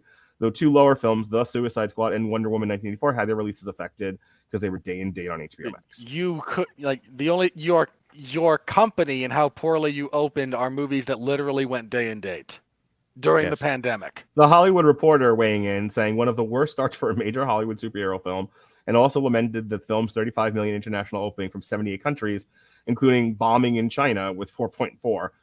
AV Oof. Club noted that it premiered during a weekend which saw other films experience dull box office numbers Where as well. I'm sure the Chinese cut of this does not have the Pedro coming out as gay. Robert, don't they have like a rule about like gods and stuff? You have a rule about the afterlife. Oh my Right. God! Maybe Black Adam shows up in the Chinese version. I'm They only cut here it for the- all out. I'm only here for the Chinese audience. I'm The Rock. All right, Shazam, despite all of that, was the number 1 movie of the weekend. It knocked Scream from 1 to 2, Creed from 2 to Oof. 3. Wait, hang on. Wow. One briefly about Scream. Yeah. 61% drop. That's massive. That's rough. Like, I don't think we wow. were expecting. I mean, we I knew didn't. that we knew Scream wasn't going to hold Yeah. on to the second weekend, but I don't think we were expecting something that bad. I was thinking 55. But I'll Well, tell like, you, unless you have like an mid-50s, but- Avatar, most movies are not surviving their second week just because it's one of those where if the movie isn't a happening, if the movie isn't an event, after everyone that's going to go see it saw it the first weekend, the second weekend, nobody bothers. They'll wait for it to come on television. We've said Right, that a zillion times. That's why you're having these massive drops. And it's starting to show, like, again, for a lot of things. I mean, again, Ant-Man and the Wasp, which we're going to talk about in a second when we get to the worldwide box office. That thing had like a 70% drop. Yep. It's first week. Like we're starting to Rightfully see so. these enormous hits. In its second week, 65, the Adam Driver dinosaur picture, dropped from 3 to 4. Bomb. Bomb. Ant-Man and the Wasp dropped from 4 to 5. Cocaine Bombing, Bear but we'll talk about it. 5 to 6. Jesus Revolution maintained at 7. Champions opened up in just a couple of theaters. That went from 6 to 8. Avatar: The Way of the Water back in theaters dropped from 8 to 9. And what do you mean Puss in- back? It's still. I thought it came out for a little bit. And then Puss in the Boots dropped from 9 to 10. Also debuting this weekend, we're moving on inside UFC 286 and The Innocent, Rodeo, Making Him Famous, The Dry Longzo, which is what they call me at the adult playhouse. Yeah, sure. And that was the weekend that was when we did it, and we better get out of there. All right, worldwide, ladies and gentlemen, Ant-Man and the Wasp, currently just under 500 million. Let's pause here for just a minute. Okay, sir. What was the budget on Ant-Man and the Wasp? Remind me, somebody. It's probably 200. like 200 million. Keep going, and then I'll talk over you. Okay. So Ant-Man and the Wasp: Quantumania has now basically hit its done in theaters, basically at this point. Yeah, It's- 200 million. Okay, 200 million. The standard Marvel budget. Okay, hang on. So 200 million, and that's probably under. There's a decent chance that there's another 50 million in this budget that went unreported due to pickup shots, reshoots, etc. Yeah. Like that's pretty standard. 50 is like the industry standard for being over. Your big launch for Phase 5 right now is losing money. So the Critical Drinker did a whole thing on the Marvels, and he was reacting, as he is wont to do, over the news that the Marvels got delayed from, I think, June to November. And there's rumors of crap tons of reshoots and reworking of the There have been, well, Come on, say it, Mark. Come on, say it. Someone has to say it. Cocaine Bear. Brie Larson. Come on, we can say it. Let's just get it out there. so briefly, Those are just rumors. Nothing. yeah. Hang on. No, but I love it. I think it's fact. None of this has been confirmed. So we're I in actually don't know rumors. I actually don't know what we're talking about. Okay, let me do this real fast then. Yeah. So, Yeah. rumor mill. Test screenings had started for the Marvels. Okay. Or the Eternals, whatever you like. Oh no, that's never going to happen. Do Don't worry. not get him started, please. Test screenings had started. Now, test screenings are weird because they are frequently not the full movie. There's other stuff that either hasn't been edited together, or they're just trying out a certain arrangement of scenes, or different endings can like. So bear in mind, people who have seen and people who have confirmed, I saw test screenings for this movie, then I saw its release was not the same. It's a real thing, but rumor about some of the test screenings for the Marvels were disastrous. Mm-hmm. Yeah. Apparently, a big part of this is trying to get Captain Marvel in touch with her feelings. And no, I'm not joking. Wasn't that the plot of the first one? From In what theory- I heard, there's also been a lot of Brie Larson. Again, rumors, just rumors. Oh yes. That apparently Miss Larson has been throwing a bitch fit because she doesn't understand why this movie is not called Captain Marvel 2, and she's unhappy that a lot of the movie is not focusing on her. It's instead focusing on Ms. Marvel and Photon. have they decided? Yeah, I was going to say, is it Photon or Spectrum? I know she goes by both. Well, I think it's going to be Photon. Look, as the arbiter of justice and fairness that I am known for, I don't like to pile. I don't like to pile on Brie Larson. Yes, she's twatty. Yes, she has. There's footage of her making Don Cheadle want to stab himself in the gut. And making Chris Hemsworth regret his life decisions. But All of them. But I don't think she's all the time bad everywhere. On the other hand, there is no greater enemy of Brie Larson than Brie Larson. That woman is made up of mostly cognitive dissonance when it comes to her behavior versus her perception. Is that some kind of personal attack? Exactly. So putting aside the Marvels for just a second here, I'll leave that where it is. So again, it's been delayed again. Again, they got pushed to November. That's a bad sign, whatever you think. Whatever the reason, bad sign. We agree on that? Fair enough? Phase 4 disaster is probably the reason, and just afraid to move. So anyway, Phase 4 sucked. Was not great. Well documented. When your big opening for Phase 5, okay, Phase 4, we're all willing to we'll take a punt on this one, right? We had the pandemic, we had the lead star of Black Panther die, we had stuff happened well beyond our control. Let me use some simple language. Ant-Man and the Wasp: Quantumania was supposed to be the Age of Ultron. It wasn't. It was barely the first Ant-Man. Right. It's worse than that. And when I say let me explain why I mean worse. You're literally at the moment losing money on this picture. Mm-hmm. If you've got a $200 to $250 million budget, which is probably what it was, somewhere in that range, you need at least $500 million to say that's just production, mind you. Right. When you factor in the advertising, this movie, your big launch for Phase 5, your big reset, here's the MCU, here's our next villain, here's the excitement, here's the momentum, here's what's going to get the audience caring again, fell flat on its face. I'm wondering when they when they do the books, if they're lumping projects together. So Loki is a television show. and Yep. under normal circumstances, it would have its own television budget. But it's an antecedent to Quantumania. So I wonder if, like, when they're thinking about budgets and they're like, okay, we need a large enough budget to cover show X, show Y, show Z, and movie 1. So okay. if you're thinking about how many new subscriptions did Loki generate? How many did it retain? Versus how much money did Quantumania make? Versus none. versus this $250 million budget, because now kick that up to $300 million, because you have to account for production for Loki as well. Yeah, it could very well be like so. I'm not saying the MCU is dead or dying. Okay, I'm not that alarmist at the moment. I am saying this is bad. Well, I think we need to now talk about the lady that was fired from Marvel today. You just fired your vice president of post-production, who's been with Marvel Studios since the first Iron Man.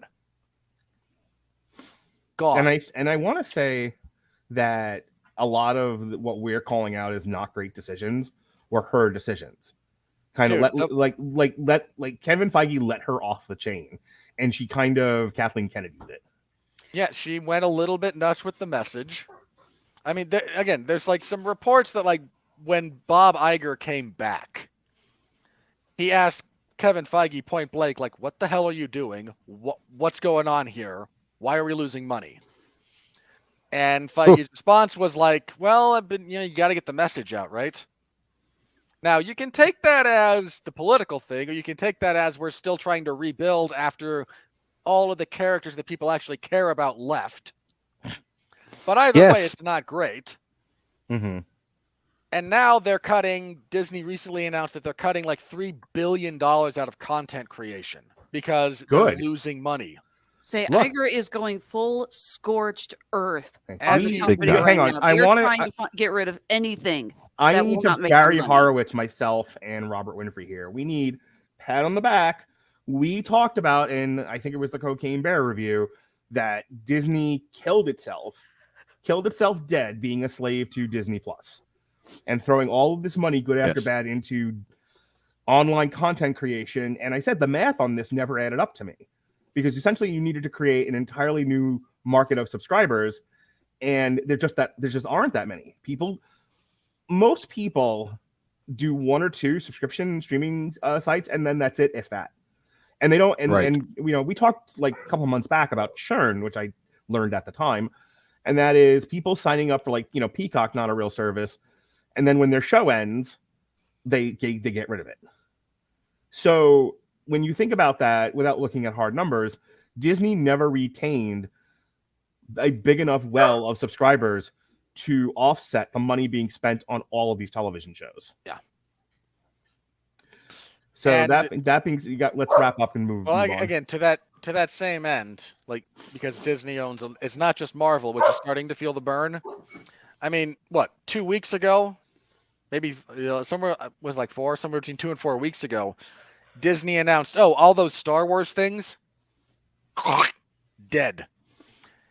That trilogy that the Russos were thinking, was it the Russos I think that were thinking about it? Nope, not happening. Rian Johnson got his thing killed. Johnson got killed. Good. Patty Jenkinson's Rogue Squadron movie, which has been in production since the silent era. Dead. Get out of here. Taika Waititi's alleged involvement. Oh dead. Christ. Yeah. We're all happy. Good. I mean this. Like, they're not doing great. And Star Wars is bordering on being a dead IP. I can't say it's fully dead, but it's real close, a lot closer to. Well, let me tell you something. I went to the Disney parks very, very recently. Mandalorian, I'm telling you right now, they had the character show up at the park. It was the second coming of Christ.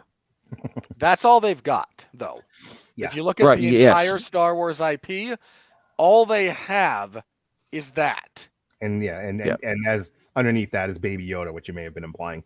All right, like Mickey Mouse would get trampled to death for someone to get a picture with Mando and Grogu. Right. Trust me, it was that bad.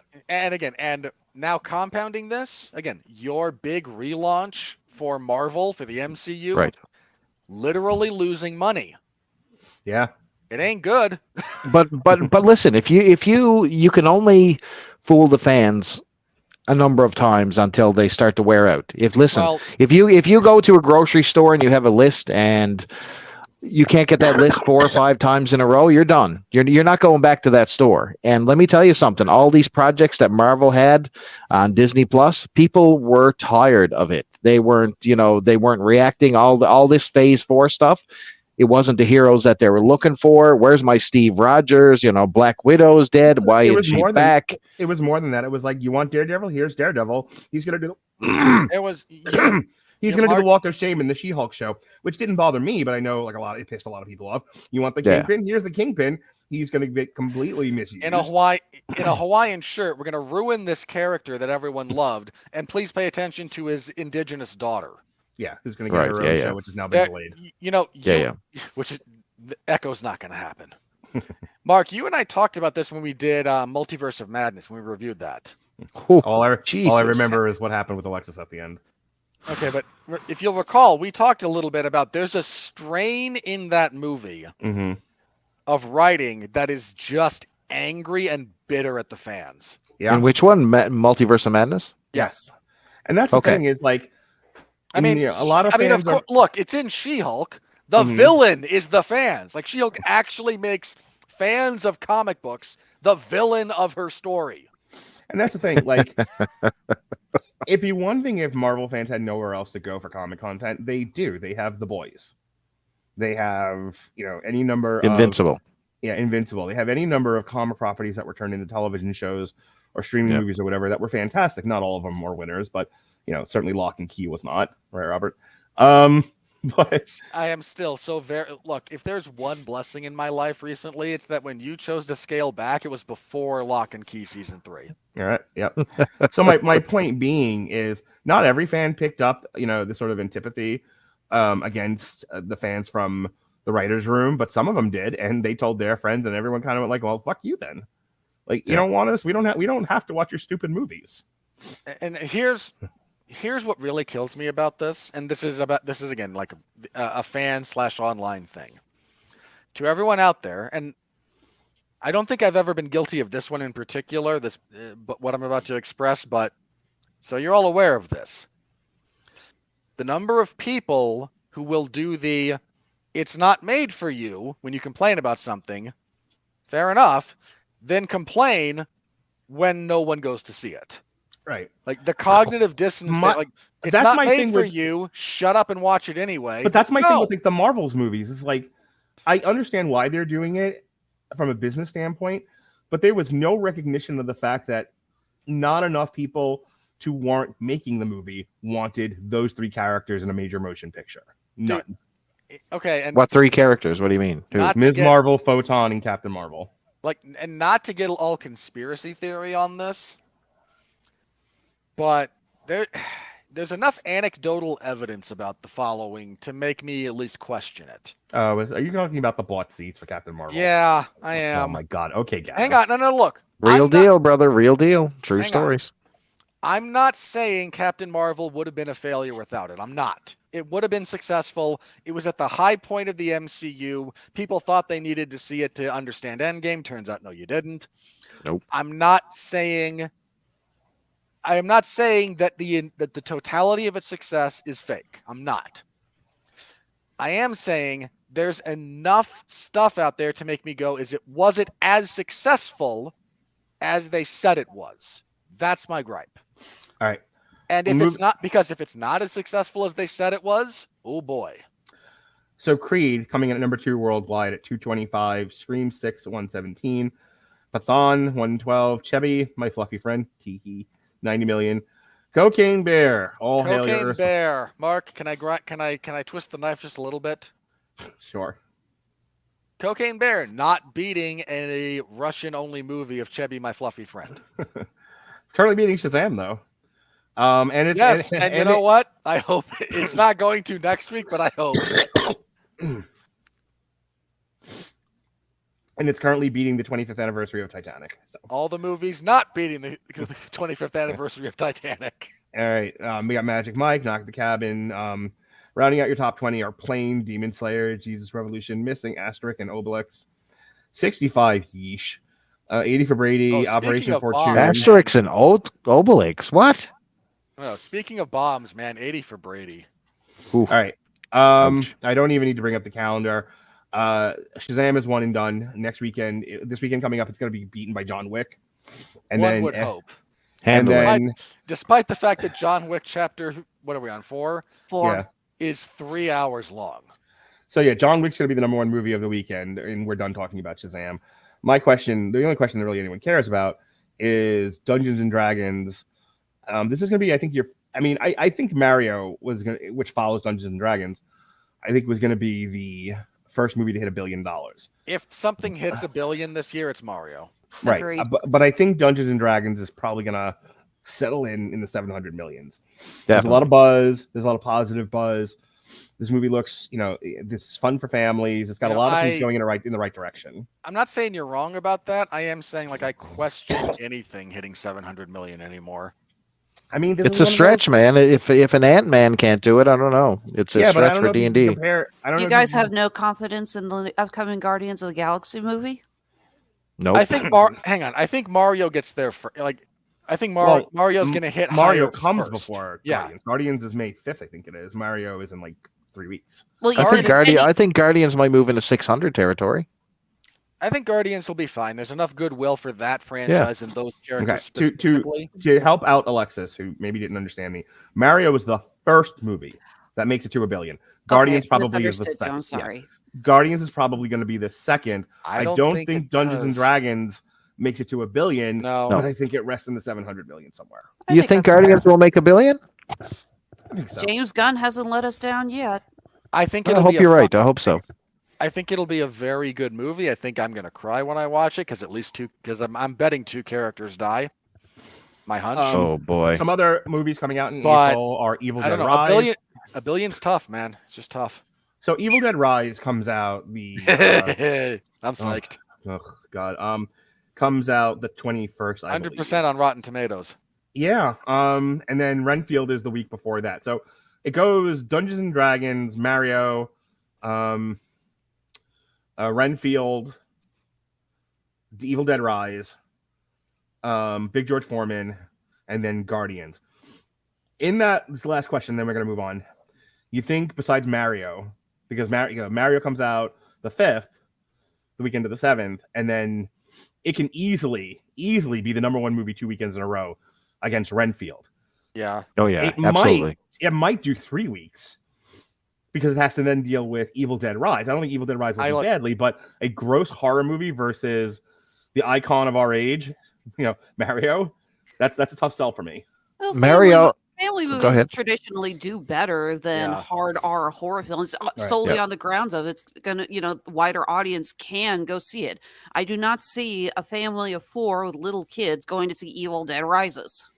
I was asked by the 9 and 10 and 12-year-old to go see it, and I said, yeah, that's not going to happen. That'll be a no for me, dog.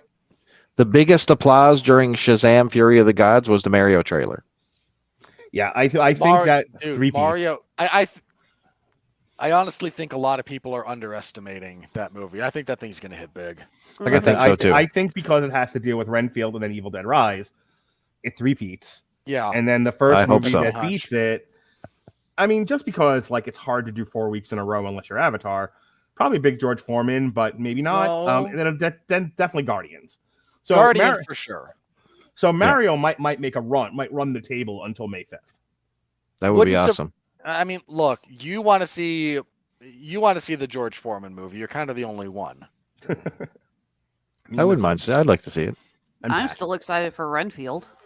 I'm excited for that too. Like, I'm not knocking it, but again, what's really threatening Mario here? None of them. Nothing, No. Okay, Renfield I think will come in #2, and I think Probably. if I have my prediction, I think it will do pretty well. Will not dethrone Mario, but will do pretty well. Yeah. Yes, it'll. Do you show think up. I got a question for you guys? Do you think that Mario spawns other Nintendo properties? Yes. Do you think we'll get to see The Legend of Zelda? Do you think you get to see Look, Super look. Smash Bros? This is Mario. This is your backdoor pilot for the Smash Brothers universe. I'm convinced. Yeah, I would bingo. imagine Sonic shows up Our- at the end of this movie. No, he can't. different owners. Sonic will show up for the Smash Brothers movie. He'll be your surprise, and the theater goes nuts when he shows up. Oh, Because we got Sonic. fan booking this one. Look, he shows up at the end of what is it, the second or it's the third game that he shows up at the end, right? Like when you're fighting the boss, and then Sonic shows up and it's like the Sega guy and the Nintendo guys, and like the worlds collide, and it's awesome. I was expecting instead of Sonic, I figured it was going to be Pikachu. With that said, here we go. The critical review. No, they can't. Are you ready? No! I said, are you ready? No, God! No, God, please, no! No! No! No! That never gets old, Mark. I don't care. All right, so here we have a topic of conversation. We have 52% rotten from the critics on 194 reviews. We have an 87% audience score, from 1,000 plus verified Rotten Tomato users. There's a question I think to be had about how much of the critical analysis, how much of the critical review is I'm sick of superhero movies. This didn't do anything I haven't seen before, without really giving it an objective look-see, versus the audience people who don't give a shit. And we're just like, was I entertained today? Yes, I was. Well, bingo. So exactly right. One of the things that I constantly battle with you online is, am I having fun in this movie? Yeah. You know what I mean? And myself and my boys, after we went to see it, that was the question posed. Were there flaws in the movie? Of course there were. Was some bad acting? Of course there were. Did Snow White not want to, just came for the paycheck? Absolutely. But I saw you, Mark. But anyway, listen, we had a good time at the movies, and I think that's where that 87 comes. You can let your hair down, you can have fun, and this is exactly what Shazam: Fury of the Gods was. You didn't have to overthink it. It was what it was. I'm gonna say that the 87% like positive here. I imagine that would go down to be more in line with the critics for most people if they see it a second time. Sure. Like No, first view, no one's seeing it a second time. Absolutely is its not. own problem, but Yeah. Yeah, I know I'm in the minority because I'm still not sick of superhero movies, but just Me neither. This was bland, I stand by. It's like it wasn't bad. I mean, It's did any boring. of us reference superhero fatigue when it came to our critique of this? I still love them. I still get excited. I don't think superhero fatigue is real. It is. Think not in the way that people accept it. Because for me, the way that people, when they say superhero fatigue, is the vast majority of people are tired of superhero movies. This is a dead genre. I don't believe that to be the case. I think there's still plenty of grist for the mill in the superhero genre, and you have your boys, you have this, you have Ant-Man and the Wasp, you have a variety of takes. Some of them are going to be good and some of them are going to be bad. By virtue of the fact that you have an array of talent and uses of the superhero genre, there can't be fatigue logically. Here's the problem with that. You really don't. Like if you're me and you, Thank you, Zachary. Zachary Strobel chiming in with still a better movie than Morbius, and It is. yeah, I'll give you that. Here's the problem, Mark. Like you say, there's a lot of things you can do with superheroes. That's like saying there's a lot of things you can do with action or romance. It's true, but it somewhat ignores the reality of the market at the moment. Like, can you do more things? Sure. You can look up The Boys, streaming on Amazon Prime. Yep. What's out in theaters, and how's it return? Like, the superhero fatigue is that the fatigue stems from nothing interesting is happening. Okay. And if you want to argue that at different points in time we've had fatigue in different genres stemming from that same thing, fine, but you can't, was there like Western fatigue when those movies kind of died out? Or was just not? Or was I just would argue yes. But was that stemming from Westerns have nothing to say, or no one's saying anything interesting? And I mean, it's we did more an the latter entire- than the former, we but did that's an- how Yep. we phrase it anyway. We did an I entire agree. feature dedicated to the 3 westerns, and we could have picked any number of other movies. Oh, by the way, that same year there was a Best Picture nomination for a western. So yeah. And then for the sake of time, because I'm fading fast here, more unfocused and less satisfying than its predecessor, True. Shazam: Fury of the Gods still retains almost enough of the source material's silly charm to save the day. Source Almost. material in this case has no silly charm. I bet you they That have is- no idea what the source material is. Moving on. That is Mhm. shameless attempt. That's a shameless attempt at pandering to people who actually care about that stuff. Yep. Boo. Bob Grimm is regretting his life choices. All right. Reno News and Review. What are good movies like? Given the last couple of months, I'm sort of forgetting. Sir. Okay.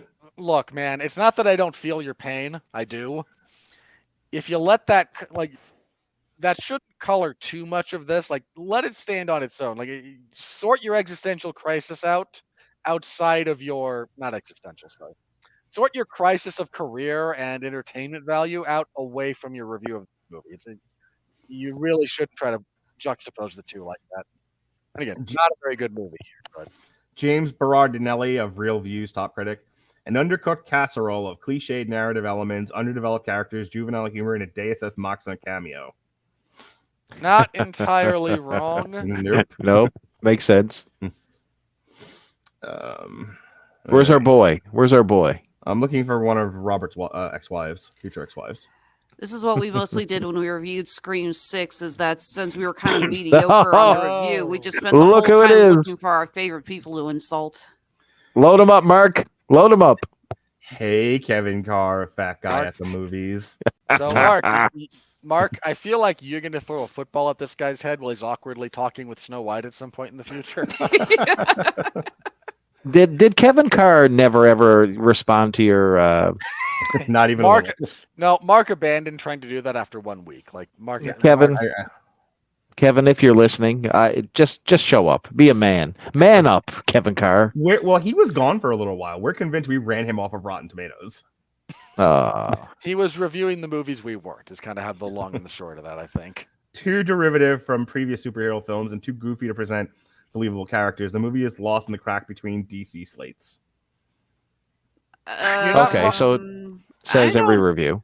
I don't really feel like that's. I mean, I don't know. Something about it just doesn't feel accurate. It doesn't feel derivative. This is Nope. This is not derivative. Again, like the half-cooked analogy is a lot better than derivative.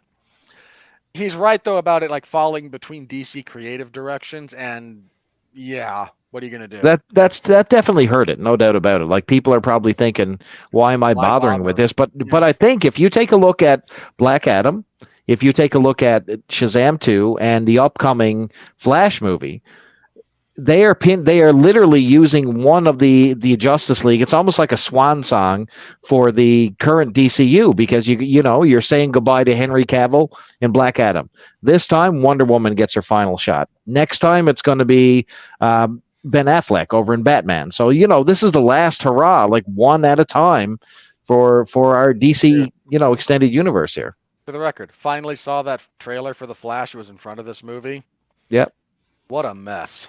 Yeah. No, don't say it. All right. Yes. Jeffrey Harris of 401mania.com, friend of the show. Hey, Jeff. Even if this is the last iteration for the current Shazam film franchise, the filmmakers did manage 2 solid entries of a classic comic book hero. Fury of the Gods is not a great sequel, but it's still a fairly enjoyable one. That's accurate. I'd say that. Yeah, that's accurate. Per usual, Jeff is a kind reviewer 90% of the time, and I don't say that negatively. That's fair, though. That's a fair review. It is.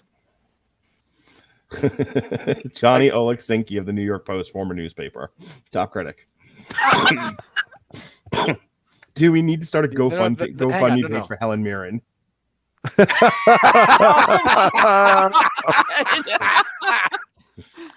Okay. You know That's what? terrible. That's not a very helpful review, but that's a great line.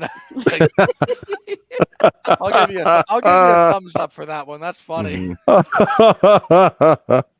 So good. utterly useless review, but you popped the boys in the back, so good for you. Oh, All right. shit. Actually, I like that. Go to the previous page, second from the last. Scroll down. Okay, Felix Vasquez. It says, hey, it's better than Black Adam. I'm Oh, actually not sold on that, but okay. All right. I could still make it one more. Chris Bailey from St. John's, Newfoundland says Rachel Zegler, leave her alone. She just needed a job. The future ex-Mrs. Robert Winfree, Tanya Lamb of Lola Lamb Chops. Here comes the lamb. Oh, sorry. Robert Winfree's future ex-wife says, not as good as the first, and the jokes sometimes fall flat, but there's still enough charm, heart, and electricity to make it worth a trip to the movies. All right, are you beating her because she burned the meatloaf or not? What? Ow. What? Mark, like, now not only trying to marry me off and divorce me several times, now casting me in the role of like domestic abuser. For the meatloaf, nonetheless. Listen, I was in Phil Anselmo's mom's basement where she was making, where he was just running around in a circle, yelling and screaming and carrying on, and mom was cooking meatloaf in the kitchen. Mark. Before I die, that is our review of Shazam, Fury of Lucy Liu. Alexis Hejna, show us. Fury in air quotes when it comes to Lucy Liu's performance. Alexis Hejna, show us where you pissed from. All right. So, yes. Wait, am I also doing plugs for what you got for me coming up on this network, or am I just plugging my own personal stuff? What you're doing. That literally did not answer my question. Do your company and do the stuff you're hosting. All right. So, yes, coming up, we are going to be discussing History of the World Part 2. That's going to be me and Zachary Strobel. Looking forward to that. Mel Brooks, we beg of you, make Spaceballs 2 the search for more money because we need baby yogurt. Was that on a day was that on a day that I initially said I could do, and then you guys moved it to one I couldn't do? Originally, it was supposed to be, originally it was going to be in April, and Mr. Strobel asked me to change it because it turns out I had scheduled it for the first night of Passover, and of course, he being of the Hebrew persuasion will be probably doing a Seder meal, and I said, of course, anything from my favorite Jew, so I Hear moved that, Mark? it. You've been supplanted. I abuse Alexis a lot, so I feel like, if I'm not her most favorite person, I can live with that. It doesn't change the fact that I'm going to continue to abuse her, but but I get that she doesn't have to also love me most. Well, I'm sorry, but I needed a frickin' Jew if I'm going to talk about a Mel Brooks property, okay? That's racist, first of all. Anyway, So you picked a date that I'm like going to a concert, and I was intending to be on the review, and then you're like, we don't need your Radulich, even though your name's in the thing. It's fine. All right, so yes, we got that coming up. I will also be returning to talk about the Dungeons and Dragons movie that's coming out. Looking forward to that. Coming up here in the near future, Mr. Jesse Starcher and I are planning to relaunch Tripped Up Trivia. Looking forward to it. We were going to do it this month, but things got a little carried away from both of us. Next month, we're looking forward to it. And in line with the upcoming Mario movie, this is going to be all trivia based around Nintendo. It's going to be all Mario, Donkey Kong, Metroid, Link, Mega Man, Pikachu. Looking for contestants who want to come on and test their knowledge. If you are interested, hit us up on Facebook or Twitter. Let us know if you want to play. You have to do at least one question about the Power Glove, but make it sexy. Ooh. Oh, anything I own a for Power you. Glove. I'll have you know. I should have worn it. I bet you do, big boy. Yeah, I do. I You love have the to- pow- No, I no, love no. the Power Damn right I Glove. do. You have to wear it when we do our retro review for the Wizard. Oh Jesus! I have to get on there. That Power Glove. Not currently So on the rad. schedule, but as I referenced that the other day in something else, and I can't remember. Was it a movie review that we were doing, Mark? When I referenced that scene where she gets the DCFS worker off them by screaming that he molested her, Something and like people that. just attack the. All right. You've seen the movie. You remember? And this now moment? for the plugs that pay Alexis's bills. Yeah, for the record, Bailey, you want to come on as a contestant? We're looking for people who want to play. Sure. Listen. Send me the message. We'll see. I'll see. Hang on, you have to ask his wife. That'd be fun. Oh, shut your mouth. My wife is a gem, a shining star of a woman. Is she out tonight? Is that why you were allowed to come out and play? Will you stop? Just because she's still in Florida doesn't matter, okay? For the record, I love it when you say mouth because you're Canadian is showing and it's Mouth. hilarious. What's that all about? Hey, Chris Bailey, your Canadian showing. All right, so yes, onto the plugs that actually do pay my bills. Honeysuckle Rose Creations, where fashion meets fandom at the intersection of geek and chic. We just wrapped up an awesome weekend at Planet Comic-Con, had a blast there. You guys should have seen the line to get Kevin Eastman's autograph. Holy crap. Apparently Really? Yeah, okay, I'm not joking. Some dude showed up in line. He's got a whole freaking wagon behind him, and it is filled to bursting with TMNT figurines, all vintage, and he paid to have Eastman autograph every single one. Wow. And That remember- last Ronin certainly paid dividends. I can guarantee you that. Yeah, well, I like to remind you guys that at the Comic-Con, it's not a case of you get to pay so much and they'll do whatever you want. You got to pay per autograph. Wow. So this guy Ka-chow. apparently just like cashed in his 401k to get this. But yes, so we're taking a month off from the con scene. We are still on Etsy and Handmade at Amazon. Our next appearance will be at the Indiana Comic-Con. That is the first weekend of May in Indianapolis. We have actually never done that one before. We did Indie PopCon some while back, and then we had a snag in our schedule, and they kind of dropped off our radar. So this is our first time going to Indiana Comic-Con. Looking forward to it. Other than that, you can follow us on Facebook, Instagram, and Under Duress Twitter. That's Honeysuckle Rose Creation, Hey. the intersection of geek and chic. All right. Under Chris Bailey. duress Twitter? What's that about?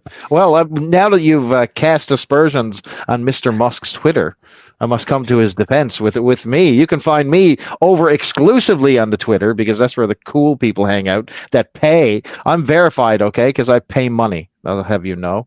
That makes me super important. Or an idiot. Well, I'm not sure which one. But anyway, you can find me at can be Charlton. Yeah, that's a bit of both. Yeah. At Charlton_hero. And I'm disappointed that Robert doesn't spend much more time. I see Alexis from time to time on there, selling your stuff. Robert's on Twitter, but like You must have got algorithmed out of my feed, Robert, because I just don't no. individually post that. You want to much. know how to get Robert on your Twitter feed? Have an opinion. He'll attack you for it. That's how he ends up on mine. If I know you and I disagree with your opinion and you post it publicly on a forum that is designed for discussion, I don't feel bad about responding to it in kind. Robert walks around Twitter looking for fights. I absolutely do not. Like you and I fight. I don't pick random fights on Twitter. All right, Chris Bailey, are you done showing us what you pissed from? Oh, he's gone into the ether. Wi-Fi issues would be my guess. Yeah. All right. As for me, I run this here jalopy. Please don't die. Yesterday, myself and David Wright finished up our season 5 review of Agretzko. Oops. Woohoo! Yeah, you're back. Oh, sorry. We got nothing going on tomorrow. However, the movies that don't suck and some that do, guys, will have their Infinity Pool and Creed 3 review. And then in the evening time, the Metal Hammer of Doom jukebox is back after a bit of a respite. We'll be looking at the new Steel Panther album and some other choice bits. This weekend, we've got, and everyone loves a bad guy for it, The Joker. Hey, you're almost out of shows. You need to do another month or two of shows. And then the very first of the Metal Hammer of Doom cover shows that eventually became very contentious between Jesse and I because he was racist. So not Jesse Starcher. Come on. He was so biased against me. It was ridiculous. For the record, when Mark accuses Jesse of racism, that's just Jesse disagreeing with Mark. That man does not have a bad bone in his body. Come on. He purposely chose against me just to get my goat. Hey, come on. We voted Jesse as least likely to go nuts and kill you.